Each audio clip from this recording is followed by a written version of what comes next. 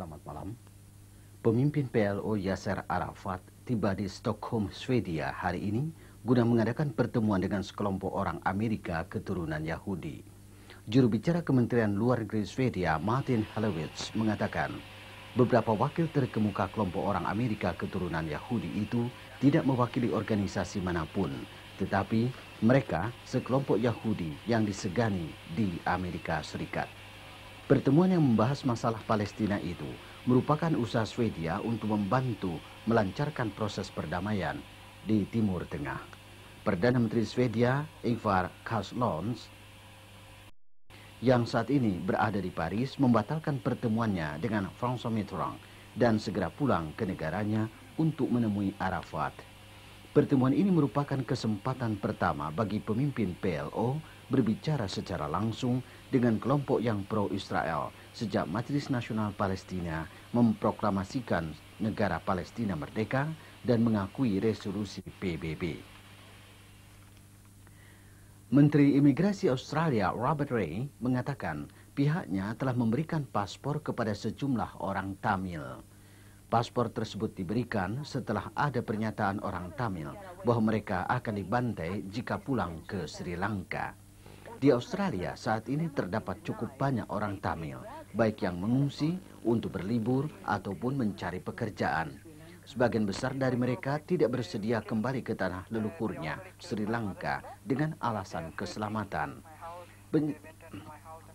Penjelasan Menteri Imigrasi ini sebagai jawaban atas pernyataan Dewan Pengungsi yang menuduh Kementerian Imigrasi bersikap kurang tegas dalam menangani orang-orang Tamil yang meminta suaka. Para pengungsi Tamil mengadakan unjuk rasa untuk memperkuat tuntutan mereka agar diperkenankan tinggal di Australia.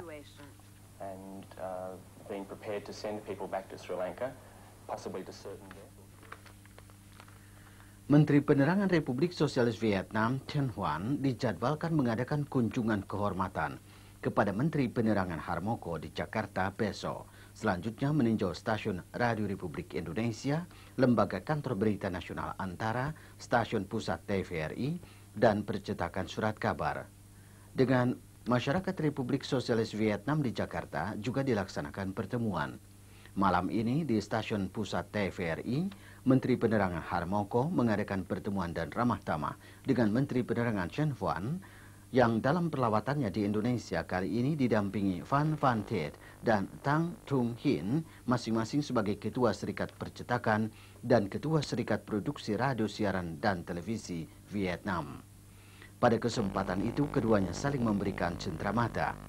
Menteri Penerangan Republik Sosialis Vietnam Chen Huan dijadwalkan mengadakan kunjungan kehormatan kepada Presiden Soeharto hari Kamis mendatang.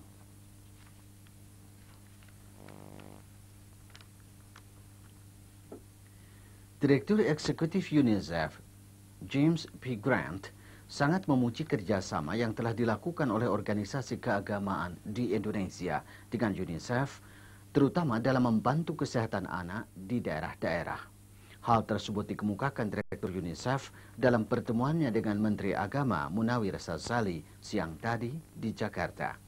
Menurut James P. Grant, hasil kerjasama antara UNICEF dengan Departemen Agama Indonesia sampai saat ini sangat tinggi. Untuk itu, UNICEF berjanji akan meningkatkan kerjasama dan bantuan kepada Indonesia, khususnya dalam usaha-usaha mengurangi angka kematian anak.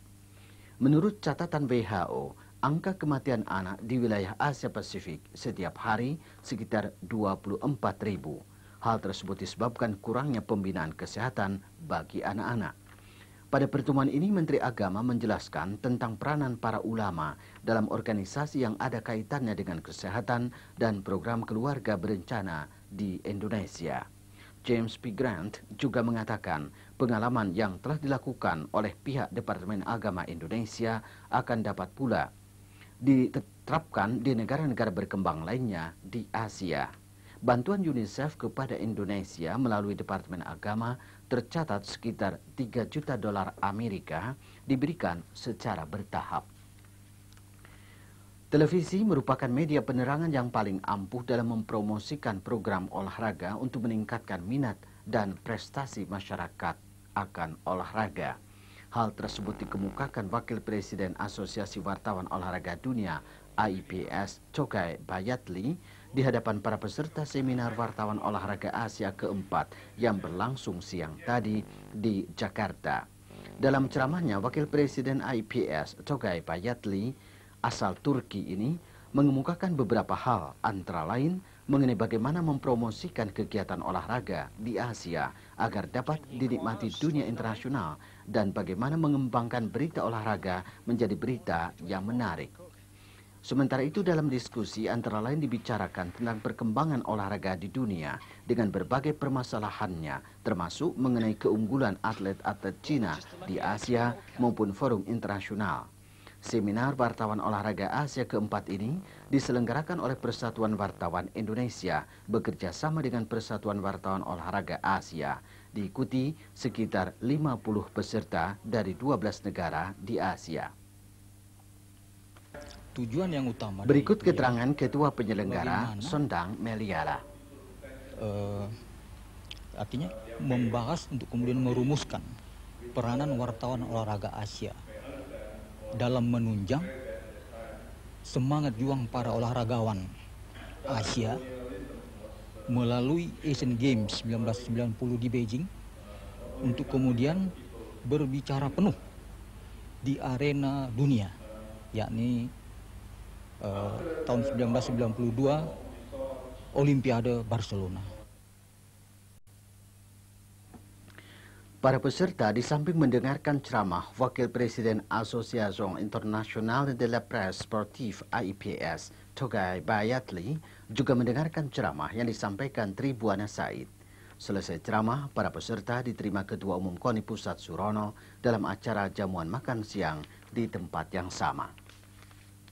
5 pembalap mobil Indonesia dan seorang pembalap motor CC besar yang tergabung dalam Indonesia Racing Team akan tampil kembali dalam Johor Grand Prix tanggal 11 Desember. Mereka yang ikut Grand Prix Johor masing-masing Alex Asma Subrata, Aswin Bahar, Ferry Asma Subrata, Art Sasabone, Chandra Alim, serta Hendra Tirta Saputra. Besok sore, seluruh pembalap akan meninggalkan Indonesia menuju Malaysia guna mempersiapkan diri lebih dini. Nomor yang akan diikuti pembalap-pembalap Indonesia yaitu di kelas Salon, Salon Limited Formula, serta Grup A. Regu bulu tangkis Jarum Kudus akan berhadapan dengan Bimantara Tangkas 1 di bagian putra. Sedang untuk putri, Bimantara Tangkas 1 berhadapan dengan Jaya Raya dalam final kejuaraan nasional bulu tangkis antar klub besok malam di Pontianak. Dalam semifinal, regu putra Jarum Kudus yang diperkuat RDBB melalui perjuangan keras akhirnya dapat menundukkan PB Pelita Jaya yang diperkuat Icuk Sukiyarto dengan kemenangan tipis 3-2. Sedang Bimantara Tangkas 1 yang diperkuat Lius Pongoh mengalahkan PB Jarum Semarang yang diperkuat Christian Hadinata dengan menang telak 4-1.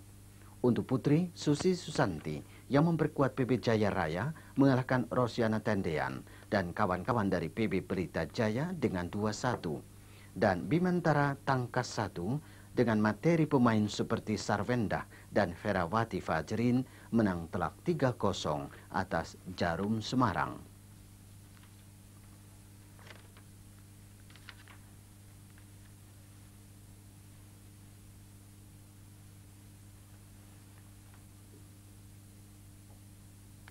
Sekian siaran berita terakhir. Selamat malam.